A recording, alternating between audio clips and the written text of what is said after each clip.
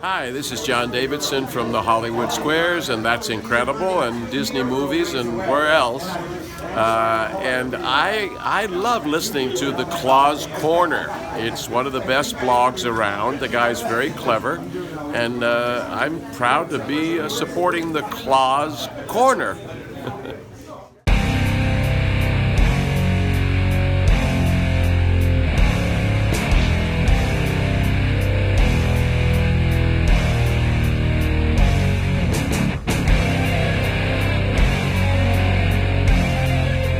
Welcome to the latest episode of the Claus Corner. I continue my conversation with actor, director, playwright, acting teacher, and musician Thomas G. Waits.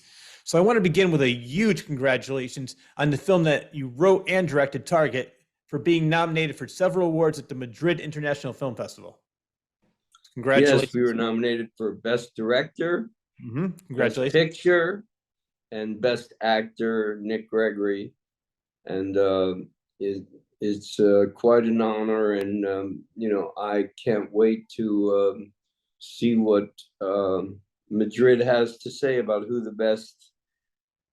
I think Ryan Philippe is in Best Actor category along with Nick Gregory, and I think he's quite a good actor. Oh yeah, no, he's a great actor. So when is this taking place? September the week of September 4th, I believe. Yeah. All right. And yeah, it's been good.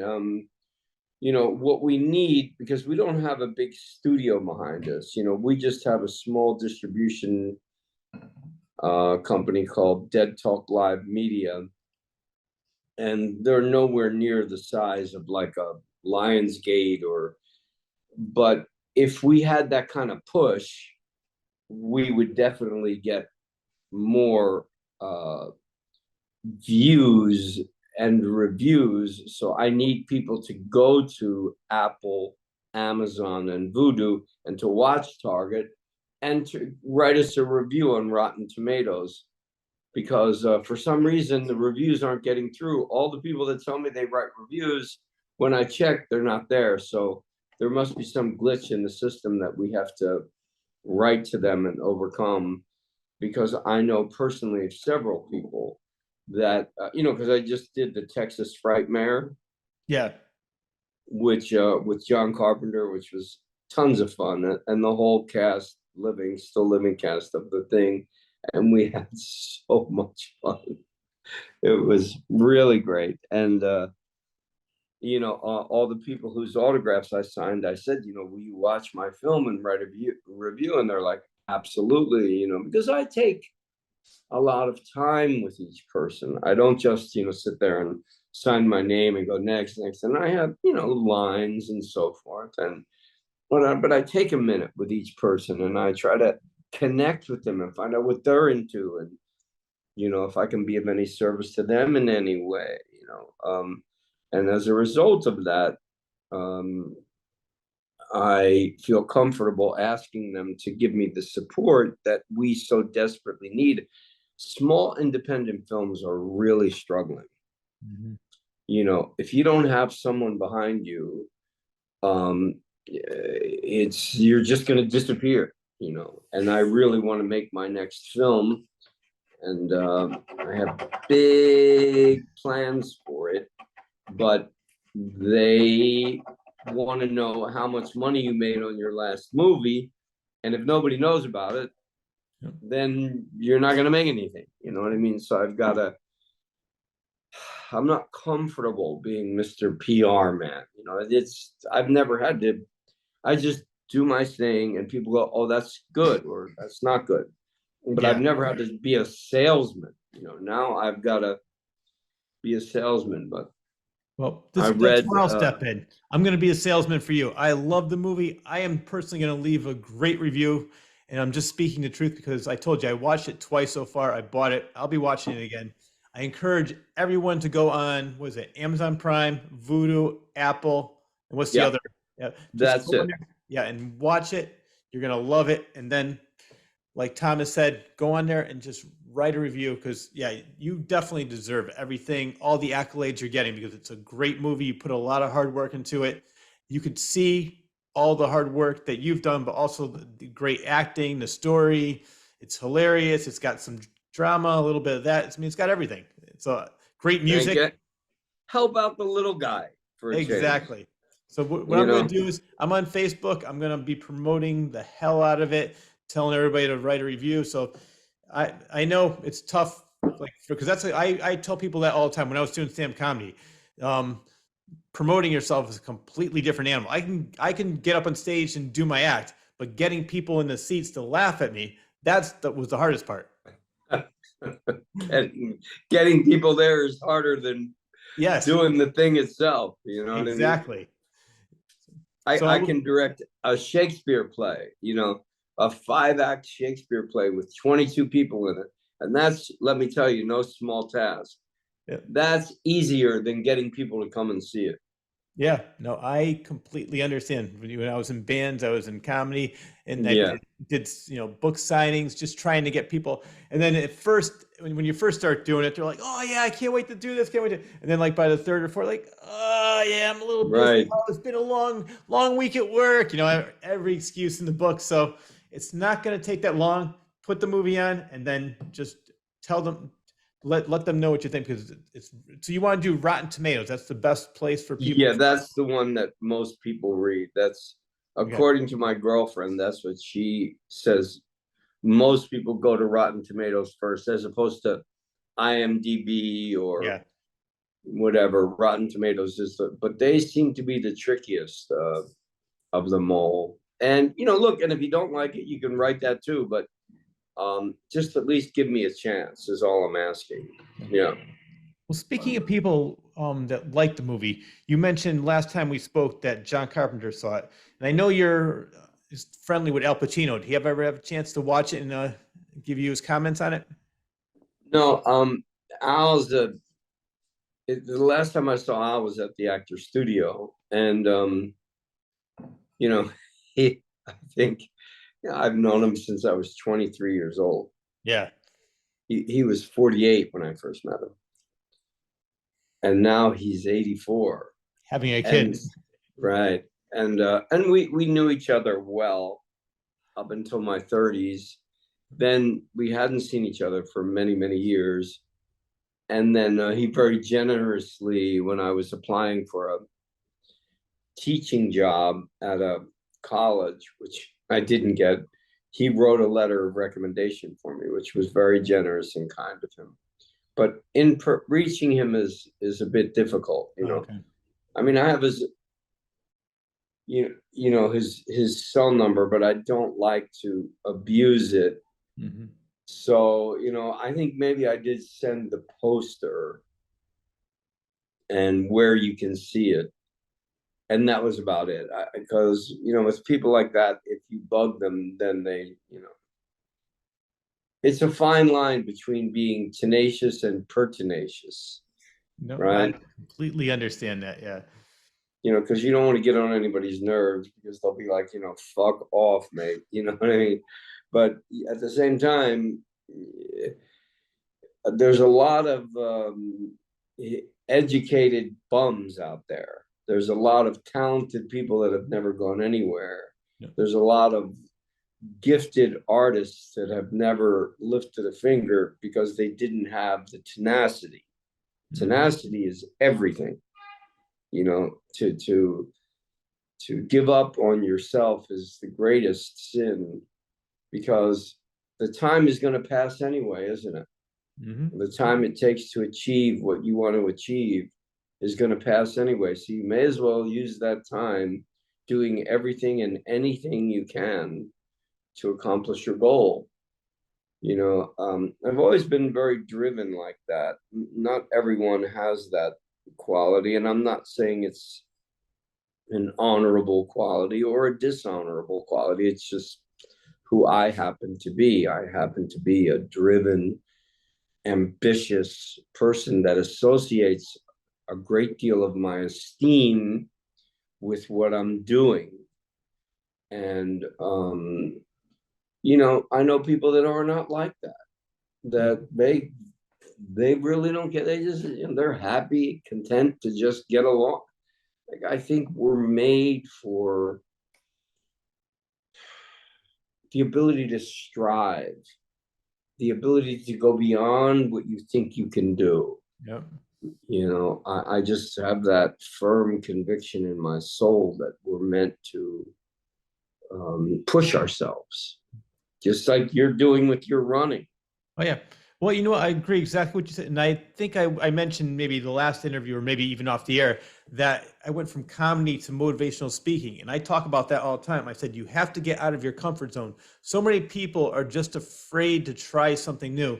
I said, there's no shame in failure. And for me, failure sometimes opens door to things I never even knew existed. Like I was doing this audio theater live somewhere, and somebody said, oh, do you want to be in this play? They liked what I was doing. I was in the play. The play just bombed. It was horrible. But from that, somebody else saw me and they're like, oh, I would love to work with you. And that led to a lot of different things, which that led to doing this right now. And I am loving this show. So I've never ever, I always tell people the same, what you're saying. It's like, get out of your comfort zone, try something. I mean, like you said, I know people that are so content with like, do my 8 hours of work, go lie down on the couch, eat something, watch TV. For me, I just feel like I want to be doing as much as I can all the time. And it's not just because it's not FOMO, fear of missing out. It's more just like, I want to do as much as I can in this, short time I have here on earth.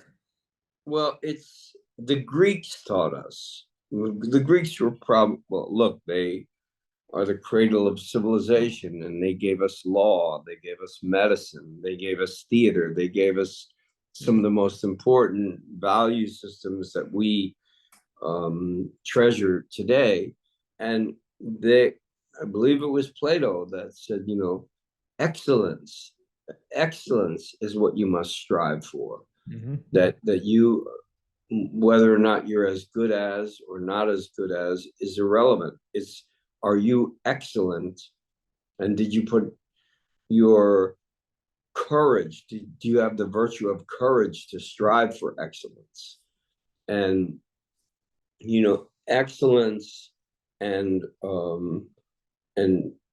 tenacity are the two most significant qualities I think an artist must have, is to strive for excellence, to get better every day, to try to improve at your craft every day, and then to have the tenacity to hang in there.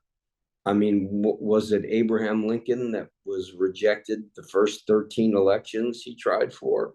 Mm-hmm. The Beatles were rejected by every record company in the world. Oh yeah, in the world, until Capitol Records said, all right, let's try it. George Martin doesn't have anything to do, let's give him a band. And he first heard them play, and he thought they were the worst musicians he'd ever heard in his life. Mm-hmm. He took them each individually into the room, and he said, okay, play everything you can play everything you're capable of playing. And he listened to each one of them, and he called his superiors, and he said, these are the worst group of musicians I've ever seen in my life. You still want me to try to work with them? And they said, well, we signed a contract, we have to go through with it, we got to do it. An album with them. So they did, I think, Love Me Do or Please Please Me, one of those, and it like completely went through the roof. So rejection and failure are all a matter of perspective. Well, when I was in radio, the one thing they taught me was, they said, you're going to get rejected over and over again, which I did until I got my first job. Then after I got my first job, I had 3 more right after that, but they said the more no's get you closer to a yes.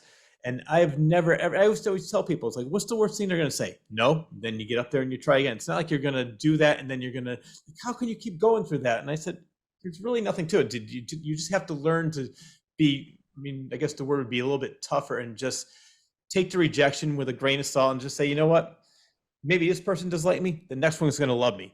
And I always, like with comedy, somebody used to say with me, like, oh, well, maybe you should change your act around and make it a little more generic so you get a bigger audience. I'm like, no. I said, if I think it's funny, which I do, I'm going to continue what I do. And I'm not going to go looking for the people. I'm going to have the people find me. And it worked for me because I believed in what I did and I believed in myself. And I think that's a perfect segue, because I want to talk, when we last left in our interview last time, we were going to talk about your acting studio. And I want to talk about what you teach your students.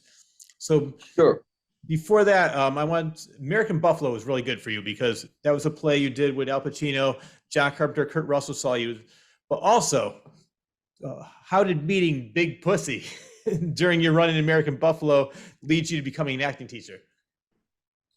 Okay, so before that, I was a young actor, 22. Even as early as 21, I did my first professional play and my first film at 21. 22, my first major motion picture, and plays along the way. And when I would work, friends of mine, at the local bar or whatever, would say, listen, I have a big audition for the public theater coming up. Would you, help me out with my monologue or my scene? Hang on one second.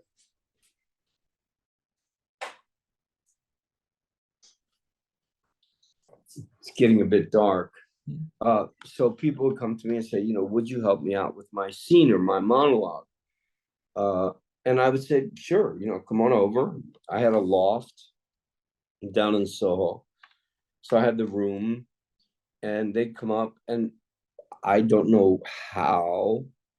It was one of those unexplainable things. It's like people that pick up the guitar at age 5 and start playing. I knew how to articulate precisely what they needed to do to improve the scene. And in many cases, they got the jobs. And they'd be like, hey, Waits, I got that gig at the public theater. Thanks, man. I thought nothing of it.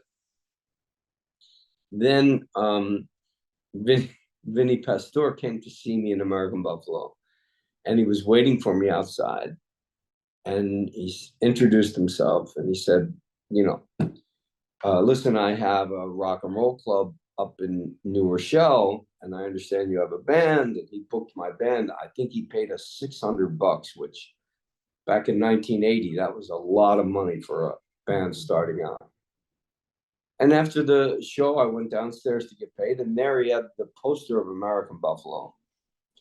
And he asked me to sign it. And he said to me, listen, I'm going to be closing this place. And what I've always wanted to do with my life is be an actor. What do you do? How does a guy become an actor? I said, well, you study. He goes, where? And I said, well, you find a teacher or a school. And he said, would you teach me? So he rented a room in Midtown in some rundown hotel somewhere, and we would lay on the floor. I would do relaxation exercises, and gradually, believe it or not, a month later, I had 30 students. Wow. Yeah. That's a fact. And I didn't advertise. I wasn't looking for any, they just came. And, and I've refined my teaching over the years, especially with my knowledge of Shakespeare and language. And Vinny went on to become, very successful, as have many of my other students. I've taught Alfred Molina, I've taught Vanessa Shaw, I've taught Tim Guinea. I've taught a lot of actors that have gone on to do very well and are still going on to do very well for themselves. It is germane to the point of pushing oneself. Mm-hmm. A good teacher pushes you past where you think you can go. If you think you can do a 5K in 30 minutes, a good coach will get you to do it in 27.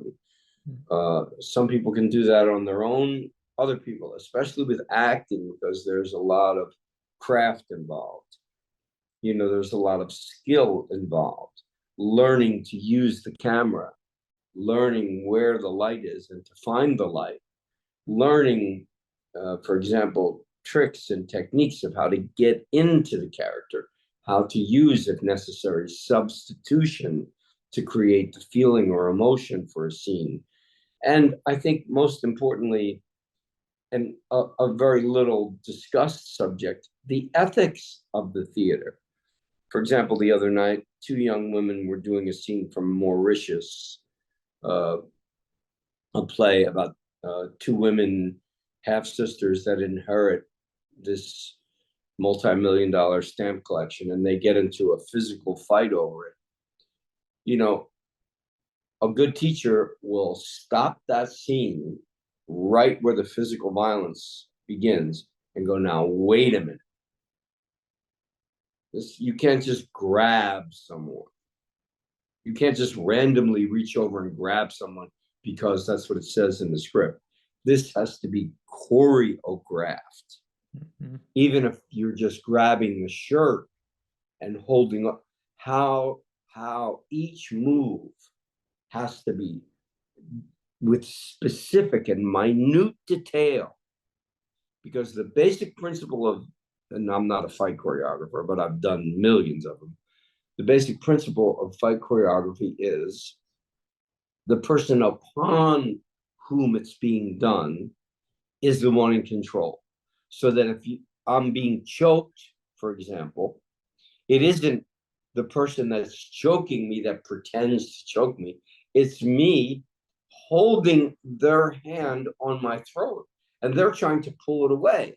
So there you have someone that's the right hand is pulling away from the throat, the left hand is pulling toward the throat, and thus you have tension. You have tension in the arms, and then you sell it by, but I'm not getting hurt. There's no harm being done because I'm in control of the force. And, it's little things like that you pick up along the way. But protecting my students physically and also protecting them emotionally.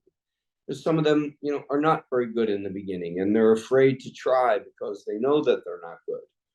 But to create an atmosphere where it's okay to fail. Mm-hmm. Where as long as they feel comfortable, I think. And as long as you're not discouraging. Exactly. You can say to them, look, this is not working.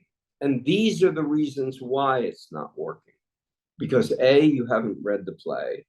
B, you're not prepared. C, you're not coming from someplace and going to someplace. For example, Macbeth's famous speech, is this a dagger which I see before me, the handle toward my hand? Come, let me clutch thee. Very, very famous speech, right? Yep. So, the actor, he sort of ambles on stage and then pretends he sees a dagger. I'm like, he's on his way to kill Duncan. If you're on your way to murder somebody, you're in a specific state of mind. Mm-hmm. You're not ambling.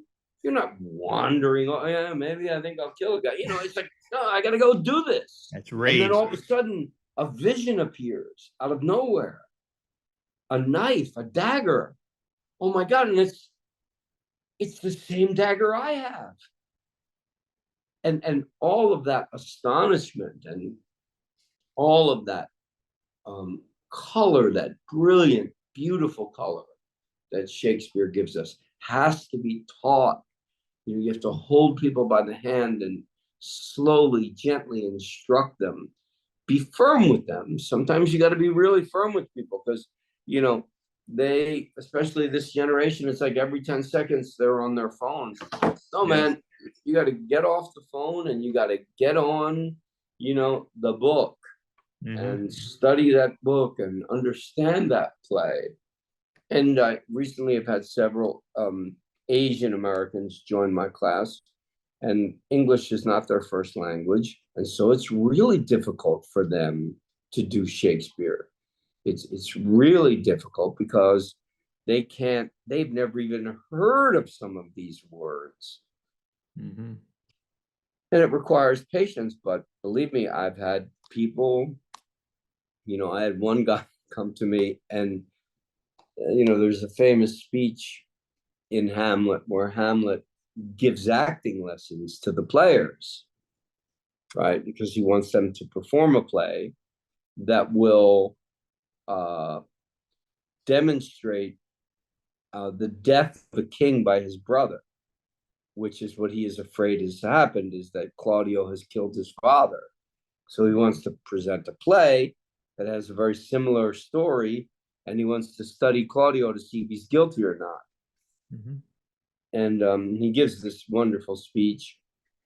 Speak the speech, I pray you, as I pronounced it to you trippingly on the tongue. But if you mouth it, as many of your players do, I had as lief the town crier spoke my lines. Nor do not saw the air too much with your hands thus, but use all gently. For in the very torrent, tempest, and, as I may say, whirlwind of your passion, you must acquire and beget a temperance that may give it smoothness.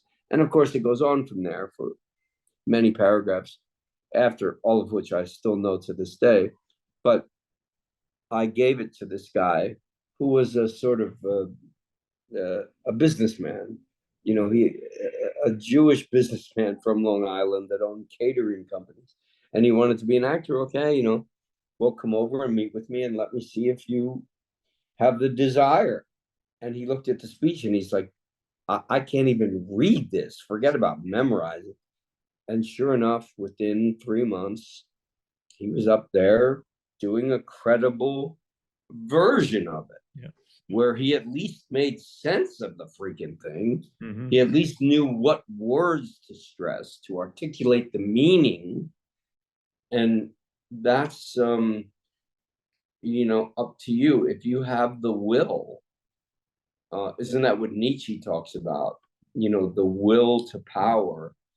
He had no interest in nationalism or Nazism or anything else. He despised all that stuff. Mm-hmm. He was interested in people facing their own demons and overcoming their personal challenges to make them better human beings. Yeah. That we were really on our way to becoming godlike if we had the commitment and the desire and the courage to face who we were. Yeah. And I believe in that. I believe that you have to have the will to become better. And so I try to inculcate my students with that same drive. I love that. Now, was Nietzsche the one that said, face the fear and the fear will die? Or something to that effect? Was that him? He said, if you stare into the abyss long enough, you will become the abyss. Okay. Yeah. And yet he was not a nihilist. No, he was the one that said, God is dead and we murdered him. Yeah, I remember that one. Yeah. No, his whole trip was that we made a wrong turn at Christianity. He believed that his father was a Lutheran minister. His grandfather was a Lutheran minister. He lost his brother and his father and his grandfather very young. And therefore he concluded that there must not be a God, or why would he be put through such torture at such an early age? And he was one of the first existentialists, one of the first people to say, let's forget about this God business. Who are we? He turned instead to the Greeks and their concepts of virtue and honor, a sort of combination of Dionysus and Aphrodite. Mm-hmm. The wildness and freedom to dance as if nobody's looking, to sing as if no one's there, to love as if no one cares, and at the same time to honor and respect the gift of life. Mm-hmm. Yeah. That's how I would surmise. Now, you as an acting teacher, do you start off teaching them with Shakespeare plays? I do. I start everyone off with a Shakespeare monologue, and sometimes it's very difficult for them. Yeah. Sometimes it seems like they're never ever going to get through it because they just don't, grasp how to do it. So I put it on tape, and I just copy my rhythm, just steal it. And then eventually, to try to get them to make it their own. And that usually takes 4 weeks or so.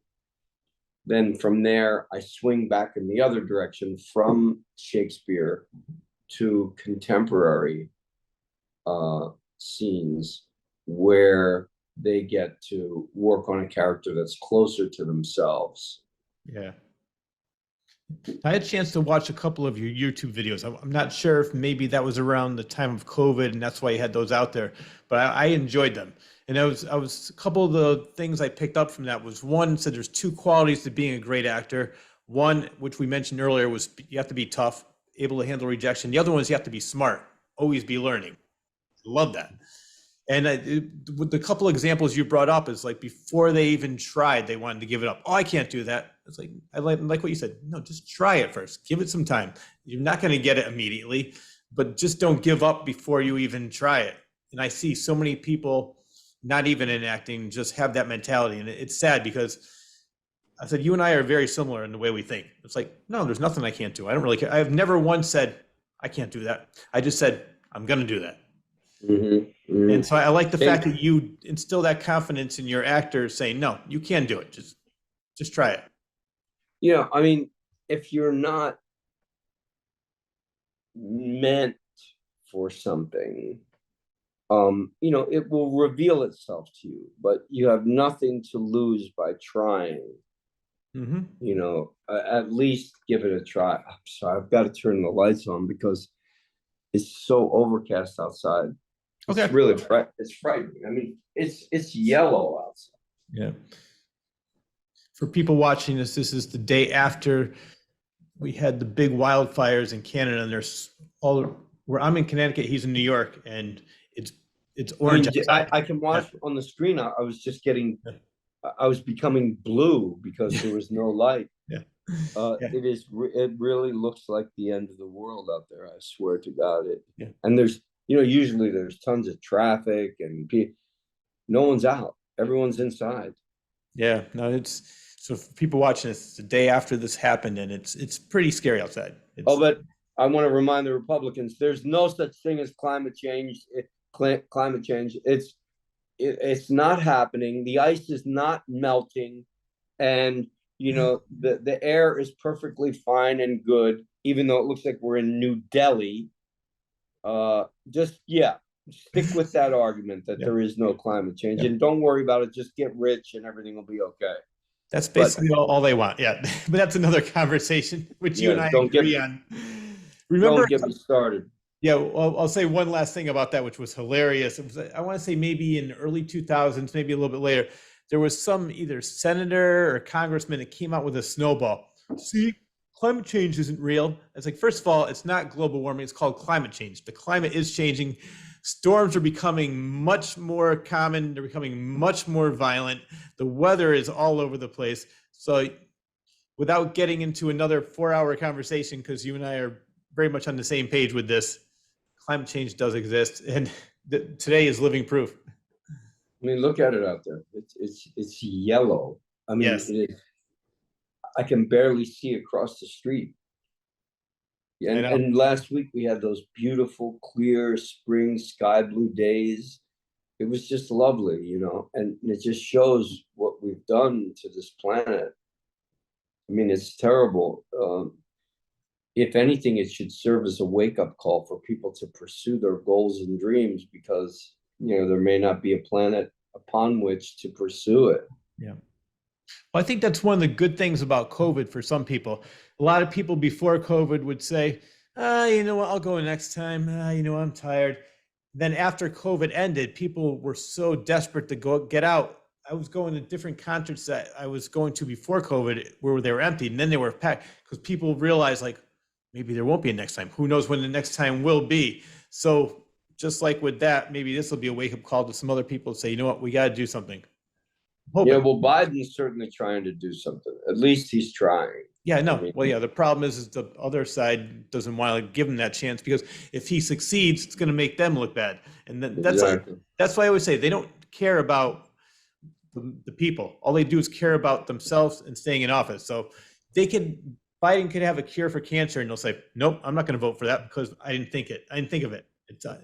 We'll do it in 4 years when I'm elected. No, 11 House members walked out. Gas stoves are very bad for the environment. Yep. They want to ban gas stoves. All of them agree that this is a really terrible thing for the environment. Yet, because they're so angry that McCarthy raised the debt ceiling, which would have decimated the American credit. Exactly. They're mad about that, so they walked out on they're such chill. It's like a kid at a sandbox taking his toys and going home. Like these are representatives of I our know. country. I always say, what is the rest of the world watching this and just laughing at us? I said, They must be just it's unconscionable. They must have no conscience. That's the only yeah, conclusion I can draw from it, is that they just the hunger for power, like in Macbeth. yeah, Macbeth would never have done these things were it not for his wife driving him to do it. She hmm wants that crown. And, he's or like Richard III, he's so far away from the crown. He has to kill so many people to get there. But he wants that crown. So he'll kill them all to get there, which is the reverse side of ambition, right? We talked about ambition and driving. That can be a good quality, or it can be, if you're going to run people over to get there, then it's not such a good quality. If yeah, you win in a fair arena where, you do a film and it stands up against other films as a quality film, even though you only spend 150,000 as opposed to 10 million, it's still a quality film. Well, then you're in the arena and you won fair and square. Or if you fail in that same arena, at least you tried. Better to have tried and died in the arena than never to have tried at all. hmm Yep, I love it. But back to my acting school, um, you know, I do very minimal advertising, and I have a very strict rule with regard to, I don't permit, rarely, I should say, permit the other students to criticize one another. I say to them emphatically, you have encouraging words to say for your fellow classmates, or you have nothing to say. hmm It is not your place. It is not your business. Only I have that right. And if I catch you saying, that really sucked what you did, I'll throw you out. I mean, that's the great thing about working for myself is I don't have to take any bullshit from anybody. You know what I mean? You don't have to go Nobody through tells me. HR and get 3 write-ups. Yeah, it's completely Yeah, different right. in the I mean, retail world. yeah, or academia. I mean, they're the biggest cowards in the world, if you ask me. They don't have the guts to teach anything, which is why the country's in the condition it's in. Oh, You exactly. know, they're hiding behind their tenure. They don't have the guts to get out there and try to, people that have MFAs and PhDs in theater. They've never worked one day in the professional world, not one day. Yeah. It's just what Yates said. The center will give way, and we're headed for a collapse unless we wake up. And this is the artist's job, you see, because the beginning of waking up consciously is, of course, feeling. And our job as actors, singers, writers, directors, painters, dancers is to make people feel. hmm If you can get people to feel, then they will wake up.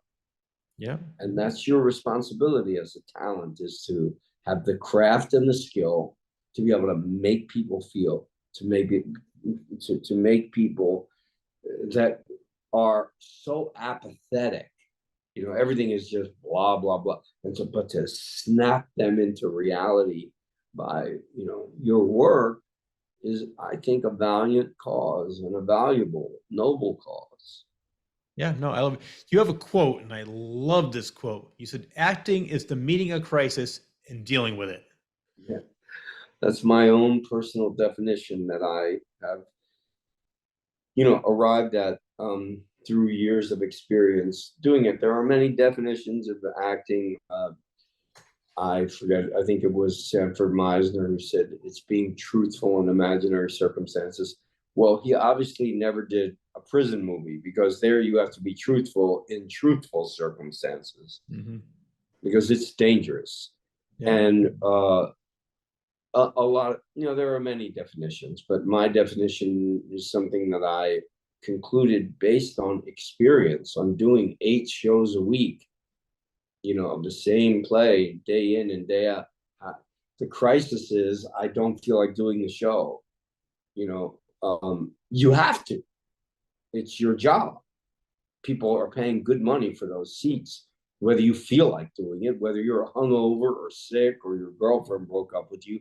You got to get out there and do it. And that definition, I believe, holds water and would with any professional from Anthony Hopkins, although I've never asked him, I'd like to, on down. I love Anthony Hopkins. He's a great hero in my view. Just a simple, quiet man that goes about his business, does his work, and that's it. He's brilliant. He doesn't use earpieces to have his lines fed to him, and he must be 75 years old, At least. And still going strong. I know. He's really a great actor, and we had the honor as young students at Juilliard. John Houseman invited him in to speak to the students because Anthony Hopkins had replaced Richard Burton on Broadway in Equus, and he was so shy, and people were asking him questions, and he was answering them, staring at the floor. And then one student said, "Would you read a poem from Dylan Thomas's book of poems?" And he reluctantly agreed. And this shy man all of a sudden, "Now as I was young and easy under the apple boughs about the lilting house, happy as the grass was green, golden in the heydays of his," this Welsh stentorian voice came ringing out in this room. And then we, of course, went crazy because it was so. And John Houseman said, "In case you're wondering, that's the kind of actor we'd all like you all to become," and that made a tremendous impression on me. I was so fortunate to have gone to Juilliard because I still use those same tools to this day. And all these years later, I mean, that was 1973 when I started my education. And my father always said to me, because he was a mechanic, his hands were embedded with grease and grime and dirt that he couldn't get out of them. And he had lost his thumb because the rear axle of a tractor had fallen on it and cut it off. So his hands were badly damaged. And he used to say to me, look at these hands. Do you want hands like this? Mm-hmm. Then stay in school, get an education. And, I'm very fortunate that and the University of Iowa for writing. I've had great opportunities to learn from people much smarter, and I'm still learning from people much smarter. And it's my responsibility to pass on what I know as best I can and to help others out as much as I possibly can. I think there's a great basic rule of thumb. Help as much as you can, and if you can help, cause no harm. Mm-hmm. Yeah, no, you are doing a great thing. So if people who are interested in being part of your acting school, where can they get in contact with you, and so they can become, is it a yearly thing? Is it like a couple of months at a time? It's an ongoing thing. Ongoing. Okay, so there's not like going on. No. I mean, so it's not like you have a graduation. It's not like you have like when I went to Connecticut School of Broadcasting, it was 3 months and that was it. So with you, it's just ongoing. Just pay whatever it's ongoing. It's $275 for 4 consecutive classes, and the new website will be up at thomasgwaits.com or TGW Acting Studios on Facebook, or my email, which is tgwactingstudionyc.com, is easy enough. I'm easily reachable.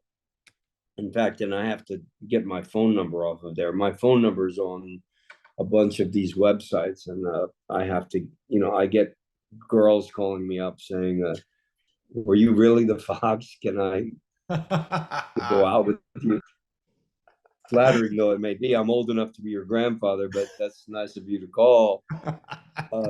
But TGW Acting Studios is easy to track down. TGWactingstudioNYC.com is my email. ThomasGWaits.com is my website. And it's a free audit. Every Monday night, I teach 6:30 to 10 at the Gene Frankel Theater on 24 Bond Street. And if you'd like to come and watch for free, get in contact with me. And, come and watch it and see if it's for you. It might be too tough for you, and that's okay. But it might be too advanced for you, and that's okay. Not that I won't work with beginners, but it's a mutual decision. You get the vibe. This is a guy maybe has no talent or ability whatsoever, but he really wants it. I'll work with him. I got a guy that worked for the MTA for 35 years, retired. He couldn't read a declarative sentence. He did a scene on Monday night. Let me tell you, the comic timing that this guy has naturally, that he would never have. He's been with me a couple of years. He would never have discovered. He couldn't memorize one line. Now he's doing entire scenes. Wow. Well, do you know what this does for his self-esteem, mate? Oh, exactly. Well, I think what I want to do is once this interview is over and we're off the air, I would love to go down and watch it for free, because I would love to see what you do. Yeah, absolutely. I'm definitely going to do that. And because I've done a little bit of acting, but I've never. Everybody always says, "Oh man, you should do this," and it's not because I don't want to try it. It's just that sometimes when I was supposed to be in one play, a local production, and it just didn't work out with my work schedule at the time. My manager wouldn't let me go for all the rehearsals, so I had to. So I would definitely love to go to your school, check it out, and just watch you in action and how you teach the students. And one last, you're welcome to, and I already know what I would assign you if you were my student, Richard III. I like it. Now is the winter of our discontent made glorious summer by the sun of York, and all the clouds that lowered upon our house in the deep bosom of the ocean buried. I mean, that would be a great speech. Well, I think I'm gonna do my best to memorize it, but I'm gonna start looking at that and reading it over and over again. So when I go down there, don't memorize it until I teach you what you're saying. But right. Before we go, because we're running out of time, my band is playing July 5th. Okay. At the 11th Street Bar, which is a great fun bar in Manhattan, 11th Street and First Avenue, I think it is. We go on at 9:30. We're doing 2 sets it's all original. You can only play original material at the 11th Street Bar. And anybody that's listening, please stop down and give us a check out. It's Thomas G. Waits, Tony Daniels, and Cedric Allen Hills. It's a little trio. And it's a lot of fun. It's going to be a great show. Oh, well, you know what? I'm going to check my work schedule because I would love to see that. So I'll be talking to you. And once again, there's so much more to talk about. We didn't even get into you as a playwright, going to Iowa as a playwright. Then we didn't talk about your bands. We didn't talk about you being a voice actor in some of these video games. So, Thomas, I think we have to have a part 4. Okay, Rich. You keep in touch, all right? Most definitely will. I think, you know what? Welcome to the new co-host of the Claws Corner, Thomas G. Waits, everybody. All right. Take care of yourself, man. Yeah, you as well. I'll talk to you soon. Thank you very much. Bye-bye. Bye. That wraps up the latest episode of the Claws Corner. A huge thanks goes out to actor, director, playwright, and acting teacher Thomas G. Waits, and also the co-host of the Claws Corner, for taking time out of his extremely busy schedule to be a guest on my show. Another huge thanks goes out to editor extraordinaire John Bristol of Elmwood Productions for always doing a superb job editing the show each and every week and making it available to all. I am also extremely grateful to Joseph Timothy Quirk and Rob Bull for all of their hard work and dedication and all they do to make my show available on several Connecticut radio stations, as well as Spotify, iTunes, Amazon Music, Audible, and iHeartRadio. Thank you both very much. And lastly, but definitely not least, I need to thank you, the viewer, for always tuning in. Enjoy your day, everyone.